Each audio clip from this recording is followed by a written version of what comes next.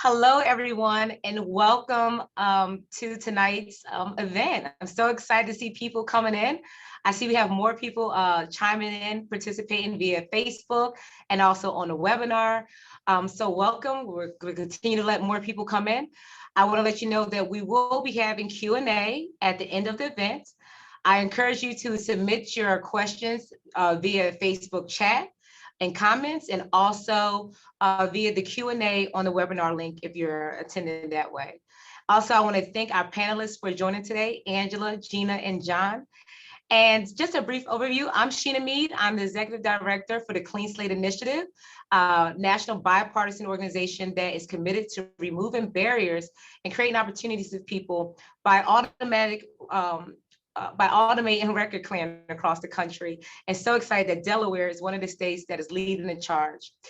This virtual panel on Second Chance Stories will give us an opportunity to hear from a few Delawareans who have had to fight for their own opportunity for a clean slate, and to learn more about where we stand on expungement access in Delaware and how to get involved in this movement to expand access to Second Chance. We'll also be premiering 3 short stories produced by Center for American Progress to help share these stories beyond tonight's events. So tonight, as I said, we're going to start off, and I would love to be able to introduce Angela, who you will hear, who will come up directly after the premiering of her video. So everyone stay tuned, and we're about to just show the video of Angela.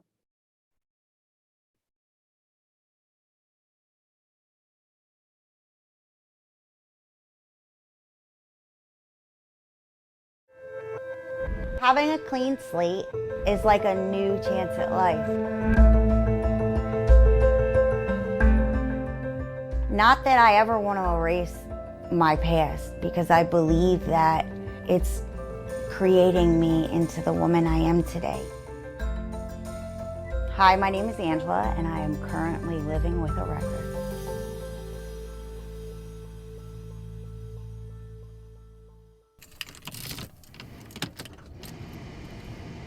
So all up and down these streets is where I walked every day, up and down, up and down, up and down.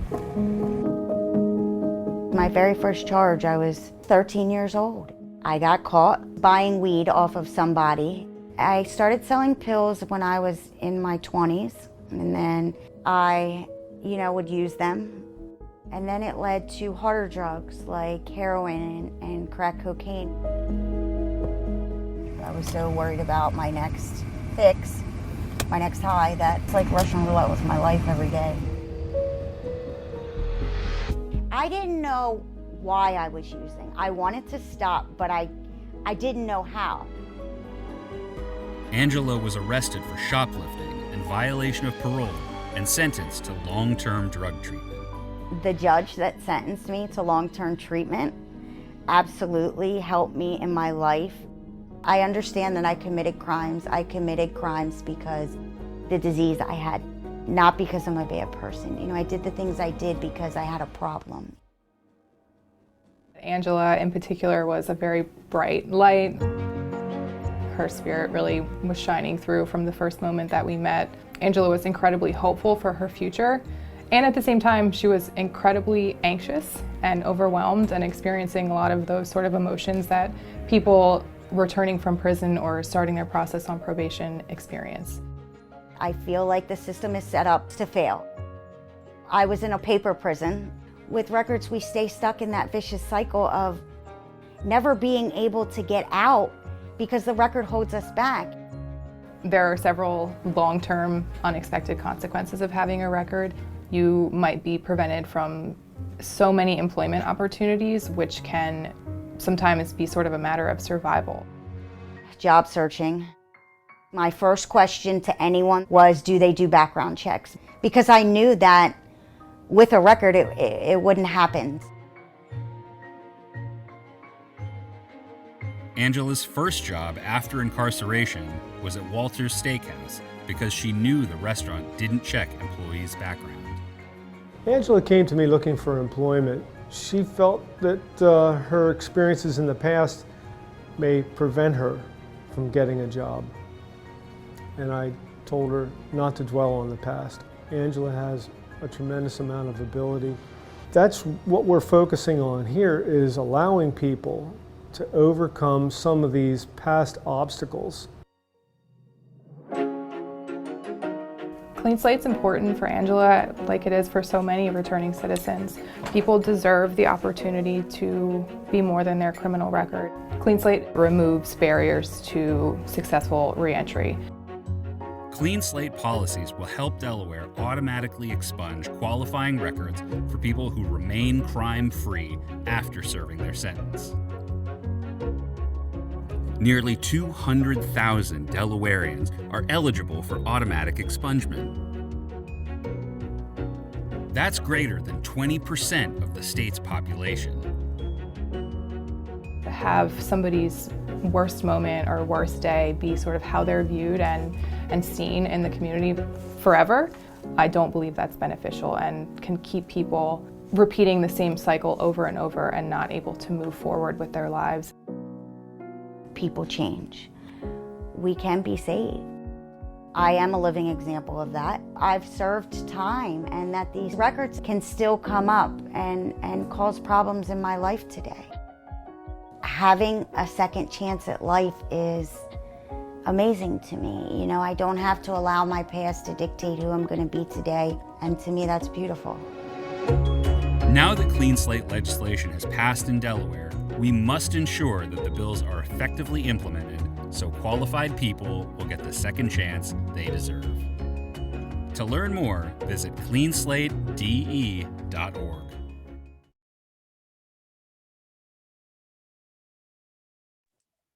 Hi everybody, I'm Angela. So first and foremost, I want to thank God for the gift of desperation. You know, to be desperate enough this time to do something different. Watching that video, I was thinking, man, I started at such a young age, man, and to finally be given the opportunity to do something different. You know, I can't even say that I regret or would change anything about my path in life, because I wouldn't be where I am today. You know, the jails and the judge, which, you know, being clean, I've run into the judge that sentenced me, and I was able to thank him for another opportunity at life, you know, to be given a chance to do something different, right? Because I would do the same thing over and over again. I'd get out of jail and I'd do the same thing over and over again, you know, and I remember him allowing me out. I had like 16 or 17 shoplifting charges. And he said to me, you come back in front of me with one more charge and you're going under the jail. And of course, I went out and got another charge, if not that day, maybe, you know, within the next week or so. And then, you know, I ended up not getting out after that and doing some time in jail. And I remember it was a violation of probation going in and asking the judge, I was probably 83 pounds, the picture was on there, if he could sentence me to a treatment facility because I was doing the same thing over and over. And I just needed to know how to do something different. And I didn't know how to do that. So I had to, you know, have enough courage to ask for help. You know, I remember praying in jail before I went to court, and I went in there and just asked for help. You know, and I can't say that God has not strategically placed the necessary people and the necessary resources that I've needed along this whole path, this whole journey. You know, my probation officer, my task worker, I was able to put myself in intensive outpatient, you know, because I needed those necessary things. You know, my probation officer introduced me to the reentry program, which is how I met Suzanne, who was like my life coach. You know, she was my everything in the beginning. You know, I was once a week probation, once a week task, every day IOP, and once or twice a week with her. And she helped me reentry. You know, she helped me do applications and resumes and apply for college. And you know, she was just this guiding light in my life that I needed at that time. And then, you know, I have a spiritual mom, is what I like to call her. And she just is that other guidance in my life, you know, to help me along on this journey. And then I was, my first job was Walters, and John and his entire family just believed in me, and he gave me so much vital information that I applied today, that I now give back to some of the people that I help, at work and things of that nature. Doing this video was very freeing, and just to be my true authentic self. I remember after doing the video, it was like I was on cloud nine, like to be me with no bars, to not worry about what anybody thought. Like that to me was powerful. You wanted something from me, from my past, like that. It's amazing to me. It's like God has taken all those things and utilizing it to help the people coming behind me, before me, for those that who have yet to find the Clean Slate or ACLU or the Delaware Center for Justice, whatever it may be, resource-wise that they need. I'm a perfectly imperfect human, and today I'm okay with that. Flaws and all. I have a lot of things to work on, but like I'm okay with me today. My past doesn't define who I am today. And like, today, I had the one job for about 3 years. I've been at this new job for about 2.5 years. I like to call it my big girl job with, 401k and benefits, just being given the opportunity to do something different in my life. And the resources are out there. So I'm so thankful for this opportunity to be able to give back to others and show them that there is a different way of life after jail, and that life can happen with and without a record. That's all I got. Thanks. Angela, I want to say, just taking a moment to just reflect. As you said, you want to reflect a little bit as you're watching the video. I think all of us are reflecting. Thank you for sharing your story. I want to say congratulations on your recovery journey. I want to say congratulations on this new season in your life. And shout out to Walters for being an employer that believes in second chances and saw the Angela who you are and who you're going to be and who you continue to be. And it is definitely a blessing for you to be able to share your story for thousands of people out there whose good as I know this video is going to reach. And you're speaking to a lot of millions of people who walk in similar shoes. The gift of desperation. I love that one. Flaws and all. You had some gems. I see Gina crying over there. I think, I purposely did not wear my lashes, y'all, today, because I knew that these women had some powerful stories that they wanted to share. So I was prepared, but I know a few people out there are not prepared. But let me just say that your story is definitely a story of redemption and restoration and about second chances. And that's what Clean Slate is about. And appreciate you sharing your story. I know we're going to get into it a little bit more when we get to Q&A. But with that, I would like to go ahead and let's turn it over and to Gina's story. We're going to see Gina's premiere of her story. But next, we're going to hear from Gina. And we're going to go ahead and we can roll the tape. I always wanted to say that, roll the tape, y'all, right? It's a different type of tape. It's a powerful story. Let's look at Gina's story. The day I got arrested was a blessing because it was the end of one chapter of my life and it was the beginning of another. I was exhausted, I was tired. I literally thought I was destined to die. I went down a path of pain medication that took me down a dark road. You get help, you're hospitalized, or you're dead. Really, those are only the three things that ever come out of that. I went in front of a judge, I asked the judge for help. Gina was arrested for stealing money from her grandmother to support her drug habit. She was sentenced to 24 months in jail. I met Gina in 2010. She was an inmate at a level 4 correctional facility in Delaware. I was director of women's housing for Friendship House and was interviewing her as a potential resident. I would say Friendship House was a key component of me staying sober. Not just sober, but living a different type of life. My name's Gina. Nice to meet you. I'm a graduate from the Friendship House.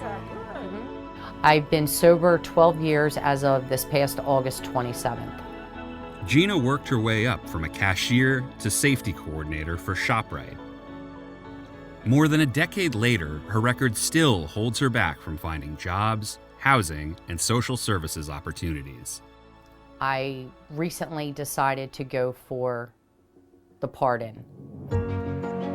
The presumption of records is that who you were is who you are. And that's just not true. Gina's not looking back. The state needs to recognize that because the state labeled her in the first place as an offender.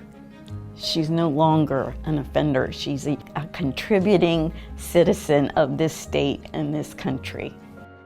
In Delaware, 1 in 4 people are living with a record.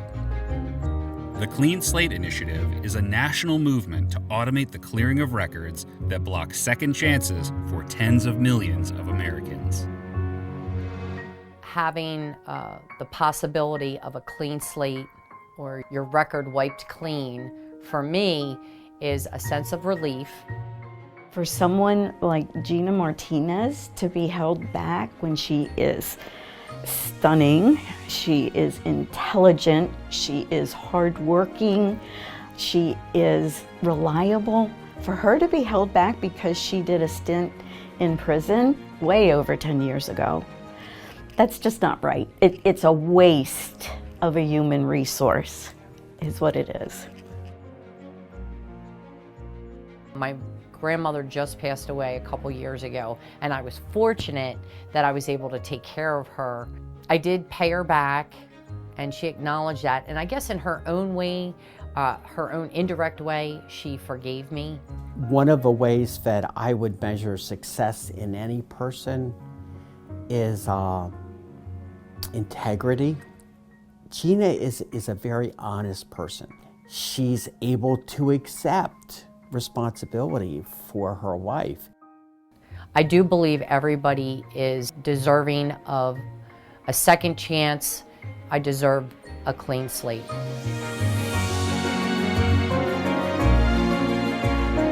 Now that clean slate legislation has passed in Delaware, we must ensure that the bills are effectively implemented so qualified people will get the second chance they deserve. To learn more, visit cleanslatede.org.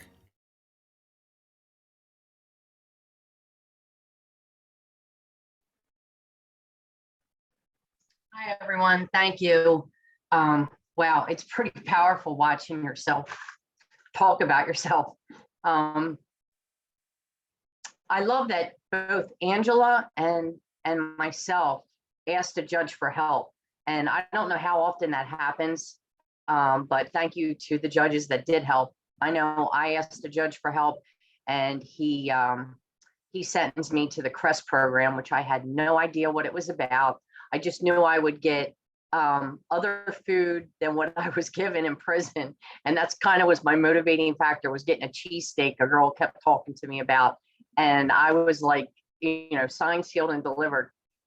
A couple things I want to point out that I didn't have a chance to speak about is how important the resources are that Angela touched on. I think we need more resources. I know for me, when you're coming out of jail, it's like, do I stay sober? Do I look for a place to live?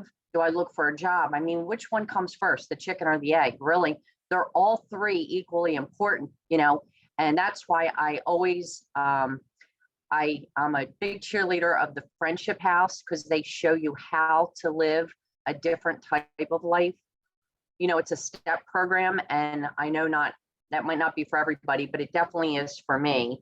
It's highly structured, and that's what I need. Boundaries, responsibilities, and privileges that increase as your responsibilities increase, kind of like how life does. And I just never got that.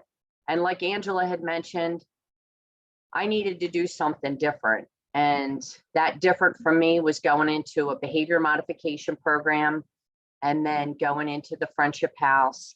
And I was hired by ShopRite, and I will always be forever grateful that they hire people with a record. We need more we need more places out there besides, just not that there's anything wrong with waitressing, but I know for me, I could have jumped into waitressing, but for me, that was that quick fix mentality. And I was actually afraid to go into something like that. I just wanted to do something different from anything I've ever done before. So going into somewhere where I was making a certain amount per hour and having that steady paycheck, no matter how little it is, was better for me to budget and save money and everything.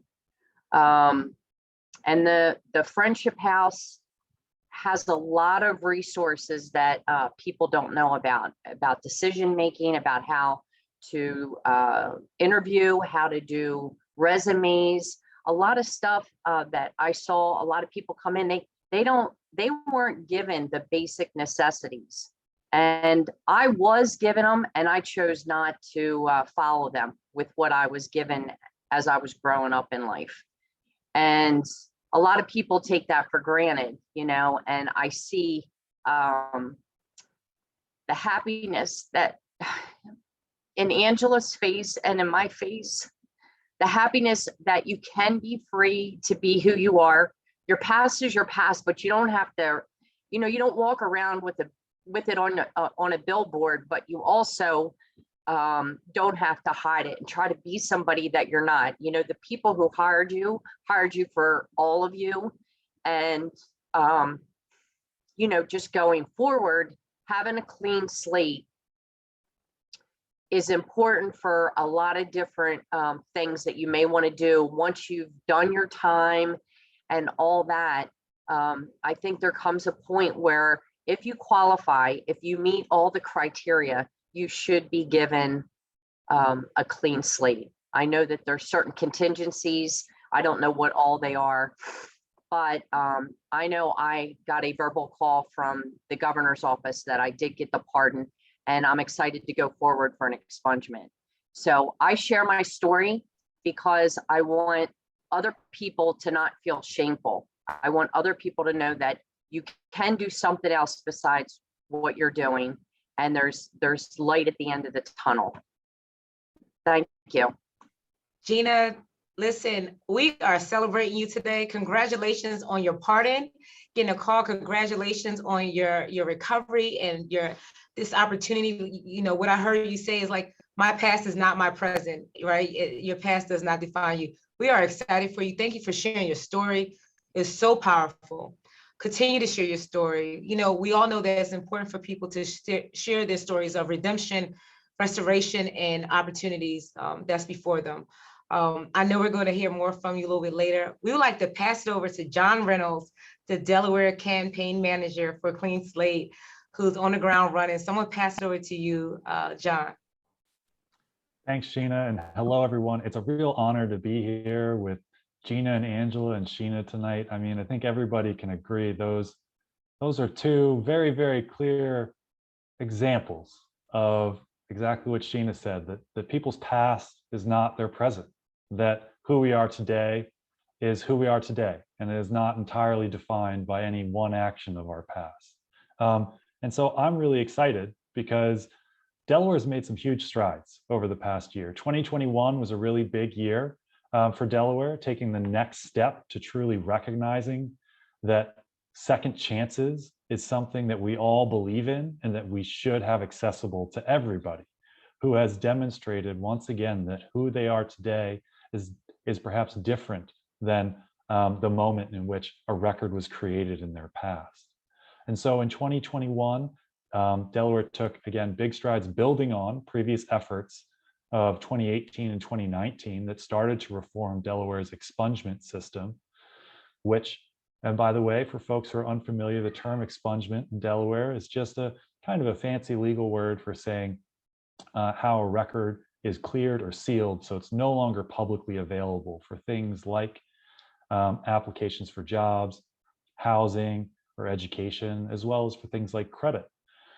And so in 2021, Senator Darius Brown introduced and sponsored two bills, Senate Bill 111 and Senate Bill 112. We're very excited they both passed last year and that the governor signed them both. Senate Bill 112 expanded the number of people who are eligible for mandatory expungement, and it actually took effect January 1st. So as we sit here today, 290,000 people in Delaware are now eligible, more than 290,000 people with a Delaware record are now eligible for mandatory expungement. And I think that's ecstatic. And it's also thanks to folks like Gina and Angela who are not sharing their story for the first time tonight, but were part of our effort last spring to get the word out and really explain to lawmakers and other individuals who may not quite fully understand how important the second chance is. So I want to say thanks again to Gina and Angela on that piece. And also thank you to everybody in Delaware who really took up this issue and supported and wanted to live out our well-shared belief that second chances should be available to everyone. The other big piece that I mentioned, Senate Bill 111, is something that we get to look forward to in the future.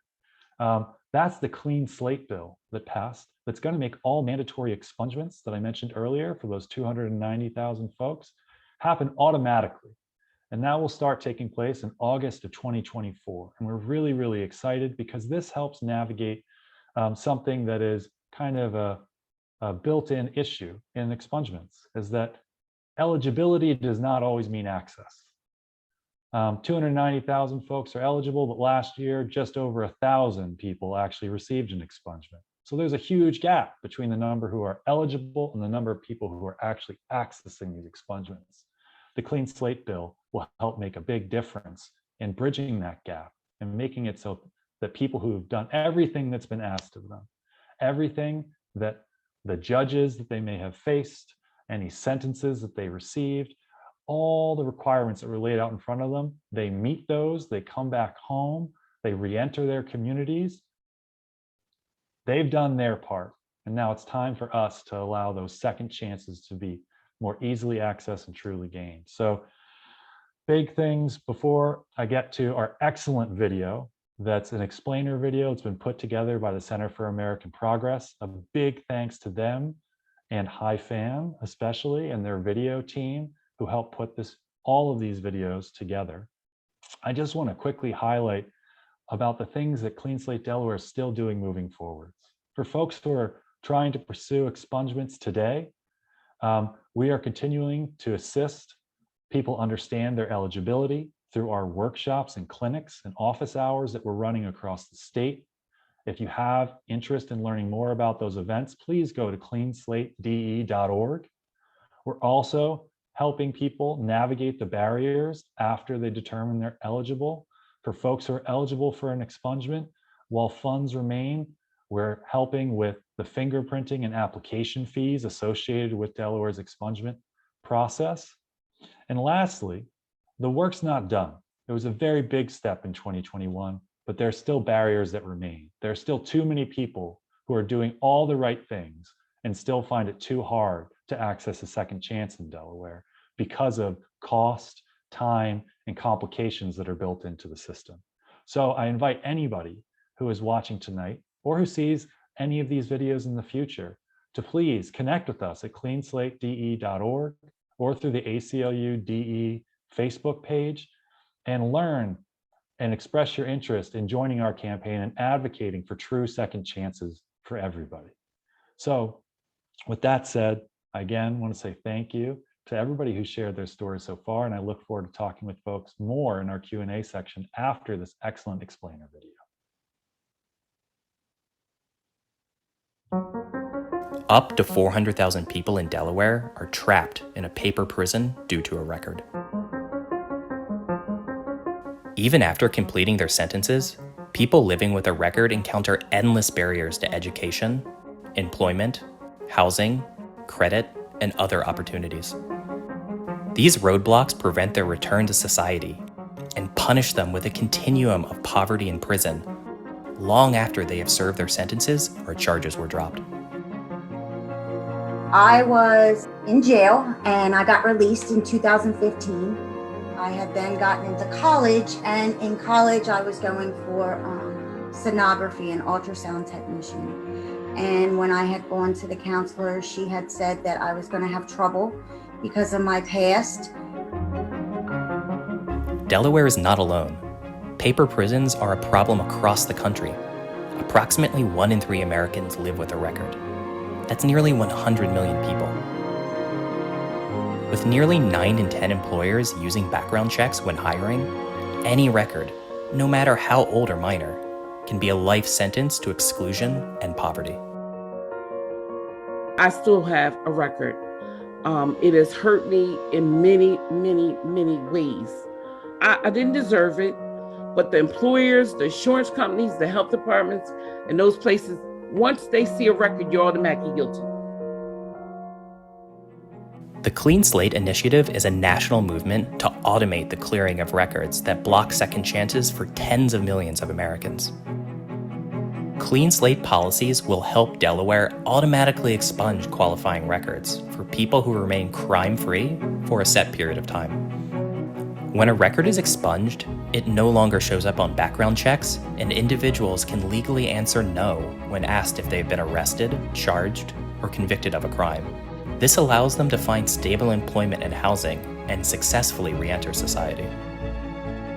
On average, the wages of people who received a clean slate increased by more than 20% just 1 year after a record has been expunged. Clean slate policies have bipartisan support. More than 70% of Americans support clean slate reforms, including 66% of Republicans and 75% of Democrats. Today, Delaware's current expungement process is complicated and costly. Once clean slate legislation becomes law, more than 201,000 Delawareans are eligible for automatic expungement. That's greater than 20% of the state's population. Clean slate policies will automate this process and expand eligibility for mandatory expungement in Delaware, making it more accessible for people with records to receive their second chance.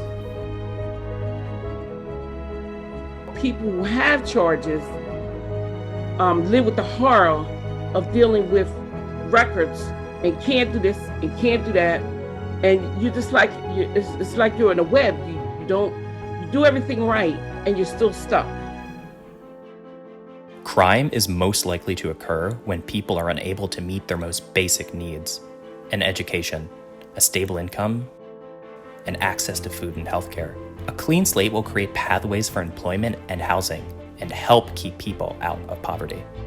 According to research published in the Harvard Law Review, people with expunged records are unlikely to break the law again. Clean slate policies also offer states an opportunity to rebuild their local economies by allowing the tens of millions of people living with records to successfully participate in the economy. Now that clean slate legislation has passed in Delaware, we must ensure that the bills are effectively implemented, so qualified people get the second chance they deserve. To learn more, visit cleanslatede.org.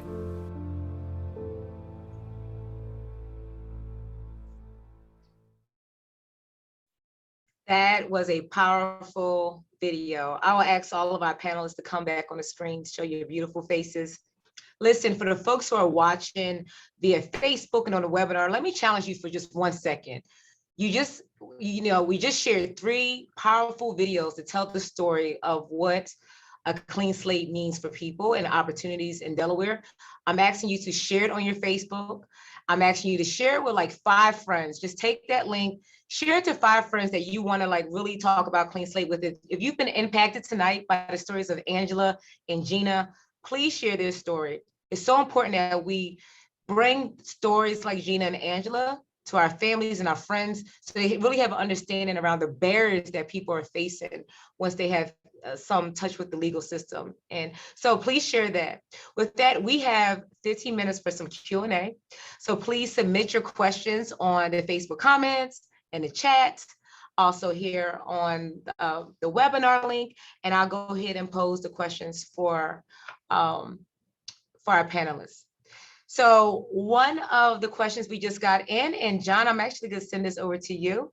What is the difference between mandatory and discretionary expungement? Yeah, so I think, sorry folks, I didn't do the full breakdown earlier. In Delaware, there's 3 types of expungements that definitely hit on Sheena's question. There's a mandatory expungement, a discretionary expungement, and something that's technically still a discretionary expungement, but I think It's basically a third type. It's discretionary expungement after a pardon. So mandatory expungement, the easiest way to understand what it is, it's basically a checklist. If you meet that checklist and you meet the eligibility criteria on that checklist, and you go and you get your fingerprints done and you send your application in within the time period that you're required to submit it, and you submit all those things and all the appropriate fees, you get the expungement. It's not a question of whether or not you're worthy of it. If you meet the criteria, you send the paperwork, you get it. A discretionary expungement is a little bit different.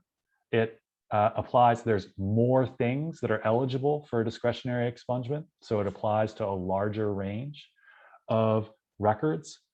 And that process is similar. It starts the same way. You still need to go get your fingerprints done. You still need to meet certain eligibility criteria, but then you have to submit your application to the court.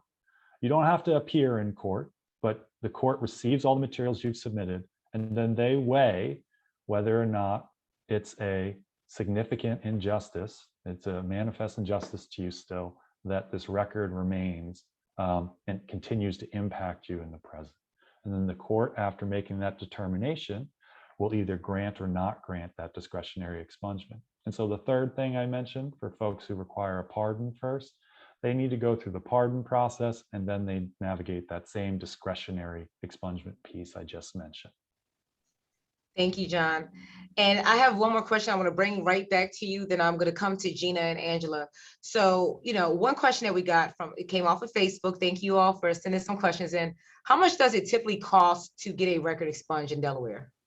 Yeah, so I'll just say that I'm not going to talk about the pardon process because the pardon process has varying costs depending on the individual that can actually get quite significant. Not saying these other ones aren't, but the pardon process can get very costly in a hurry. But for expungements, I can tell you concretely how much it will cost. So from a financial sense, it will cost $52 for somebody to get their fingerprints done at the State Bureau of Identification.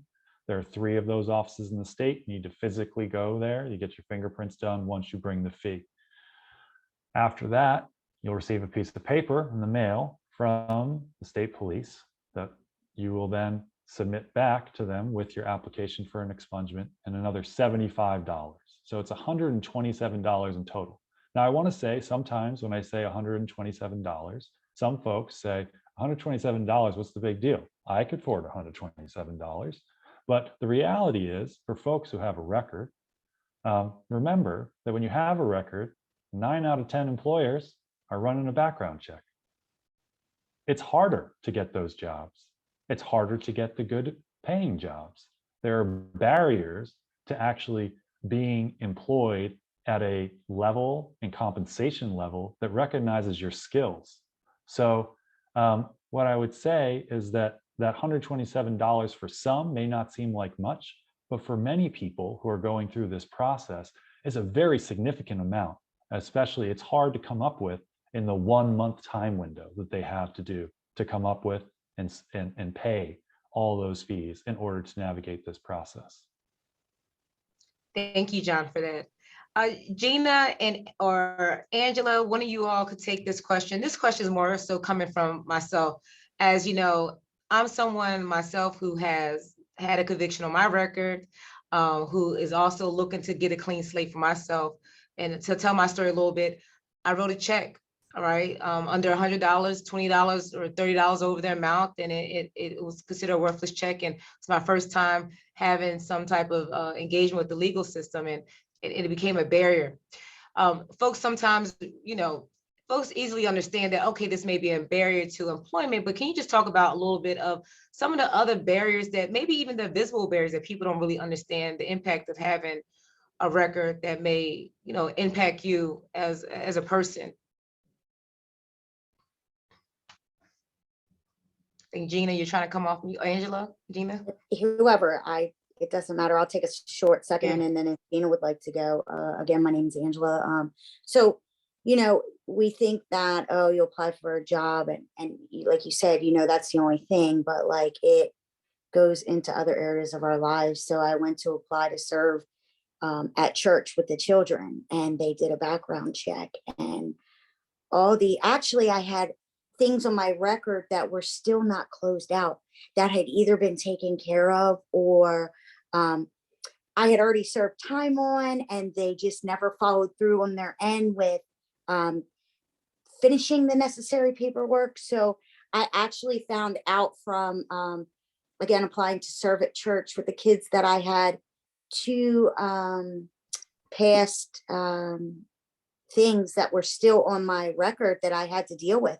You know, I had to turn myself in clean for things that still had not been taken care of from my past.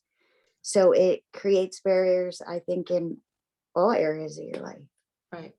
Yeah, you brought up a great example. I often tell my story of how I wanted to go to SeaWorld to participate with my kid on the field trip. And it wasn't necessarily that I was barred from going, but the process, I saw that box to say, hey, have you ever been arrested? And I just started getting stigma. I didn't want to get my child stigmatized and go through the process. And I did not engage because I was just fearful about what was those next steps. We have another question also. Listen, where can people go to get more information about whether they're eligible for expungement or not? I know I get calls sometimes here. Delaware is doing a lot of popping things. So people who want to know, are they eligible? Where can they go for more information? John, do you have that information that you can share? Yeah, so one place you can definitely go, cleanslatede.org. There's a contact form that you can fill out. And when you fill up that contact form, it gets sent to me, and you can get calls from me, and I'll update you on all the different events that we're going to be running, where you can come, learn more, a very detailed run through. We run workshops that do a detailed run through of the eligibility criteria for different types of expungements, as well as the processes. And the steps and the specific locations, and helping answer questions about those processes in more detail than we'll be able to do tonight, unfortunately. But yes, we have those events, and I can always help connect you with any other there are other organizations doing this work as well. Outside of the ACLU and Delaware Center for Justice that are working as part of Clean Slate Delaware, there's also the Office of Defense Services is now partnering with us on certain events. As well as the APEX program, which is part of the Department of Labor. And both of them help run screenings of people's records to help folks understand what they may be eligible for before you start the process, before you spend that $52 and take the time out of your workday or the middle of your, your Tuesday to go into state police barracks. It gives you a chance to meet with somebody, talk with them about what your process will be, and get a clear understanding of the expectations for you. So Sheena, the short answer, cleanslatede.org. And then there will be tons more resources on that website. There are some now, there are more that are coming. And I'll just do a big plug for a large event for folks in Newcastle County. Keep your eye out for one that will be coming late April. And we'll be hosting a large event at the Route 9 Library in Newcastle to help people who want to have a chance to meet with legal representation and learn more about their expungement process. That sounds exciting. And I know you all are going to put some more information in the chat box about that event. And it seems like, Gina, you have a question? Well, before I have a question for John, but before I do that, just to piggyback off of some of the things that Angela mentioned, I totally forgot, Angela, about the church. I tried to serve in emergency services, and they do the same thing. And loans, rent, school loans, do any of that when you have, well, at least when you have a felony. I don't know about misdemeanors. So I just wanted to add that in. So it affects a lot of areas of your life. John, I thought, correct me if I'm wrong, I know you guys are talking about expungement. Isn't that predicated on the fact that you got to get a pardon first? I was under the impression I have to do a pardon first, which is very time sensitive. It can be expensive depending on what court you're going to and how many pages and all that kind of stuff that I just recently did purposely. I wanted to do it on my own and do the legwork so I can tell somebody else how to do it or help somebody. And I can only help somebody if if I know how to do it myself. So I just want to make sure I'm clear, because this is the next step I'm going to be taking. So once you do The fingerprints, you wait for the packet, and the packet may be, like in my case, was relatively thick. And it had several different courts I had to go to, and I had to pay each court. And then you have that time sensitivity. What now next? Do I have to start from scratch again with the fingerprints for the expungement? So Gina, this is a great question. And I think just your very detailed and knowledgeable question there even highlights a lot of the complications in this process that you've successfully navigated many of them so far. But I think I just want to throw out, Gina has just provided a super clear example of part of what Clean Slate Delaware is trying to do.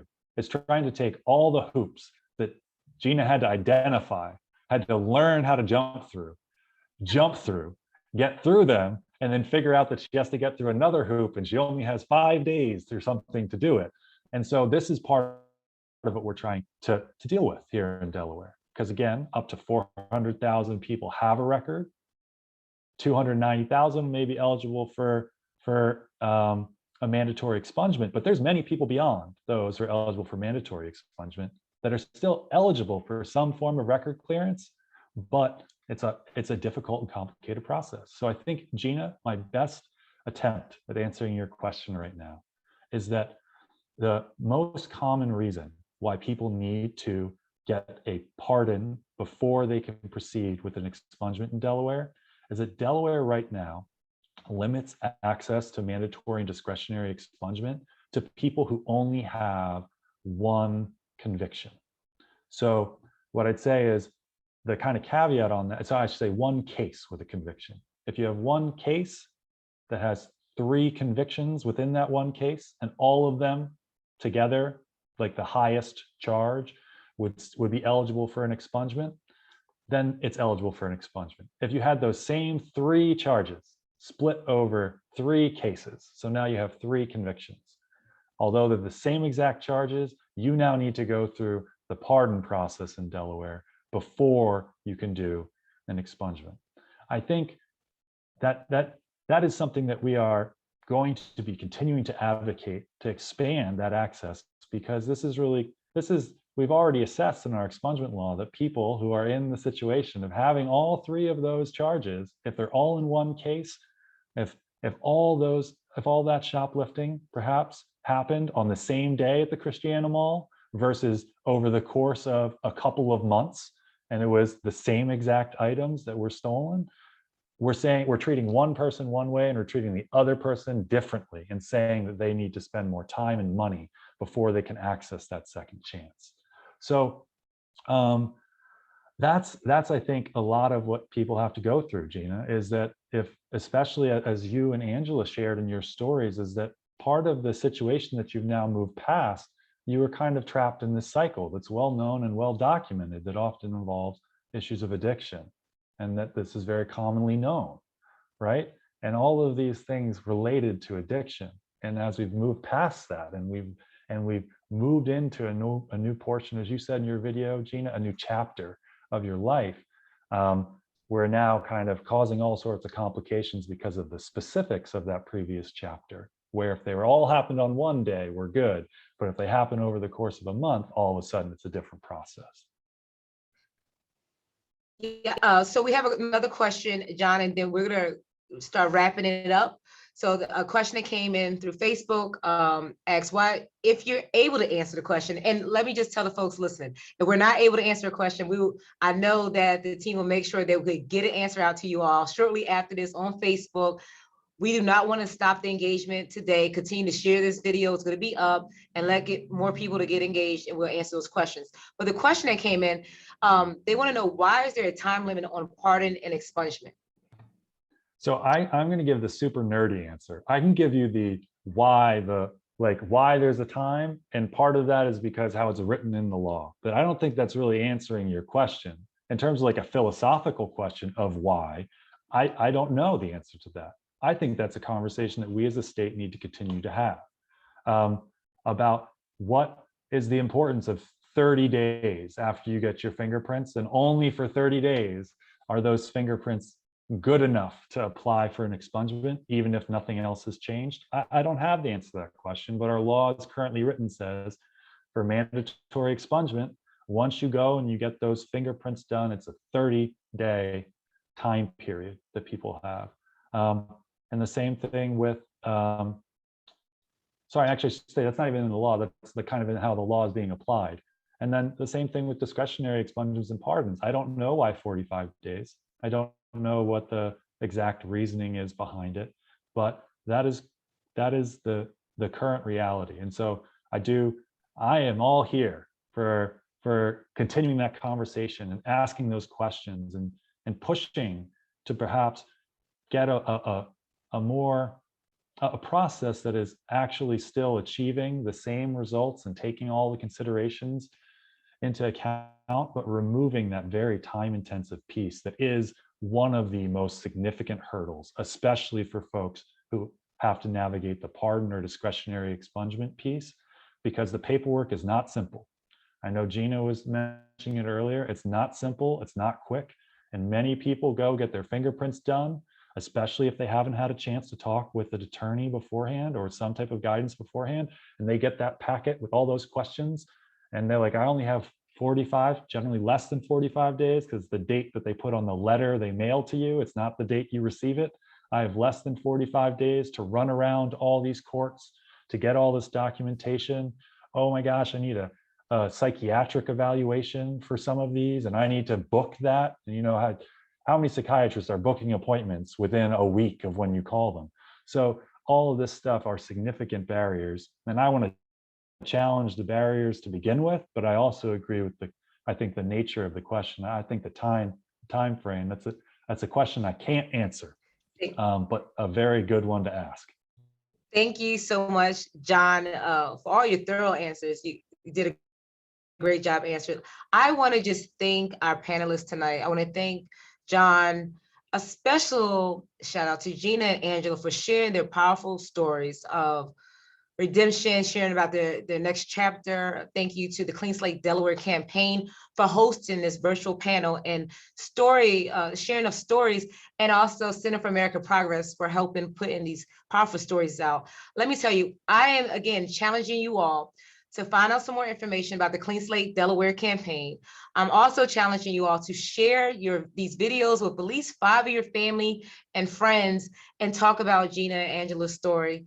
And with that, we are at time. We have 2 minutes left, but I want to make sure that we could end on a note of just processing what we saw tonight, what we heard tonight. I know some of us cried, some of us celebrated in the chat, hearing the stories. And again, I want to thank the Clean Slate Delaware team for putting this on and this campaign. And if anyone has any information, please go to their website. Please continue to engage on the Facebook chat if you have any questions.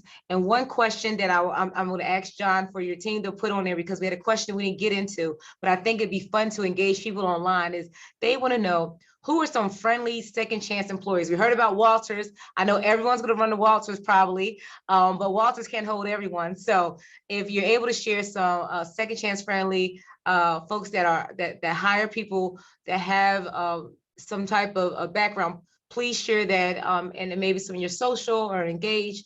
And folks, please sign up for the update. So with that, we would like to thank everybody for this opportunity and engaging and spending time with us on tonight. Thank you. Thanks, everyone.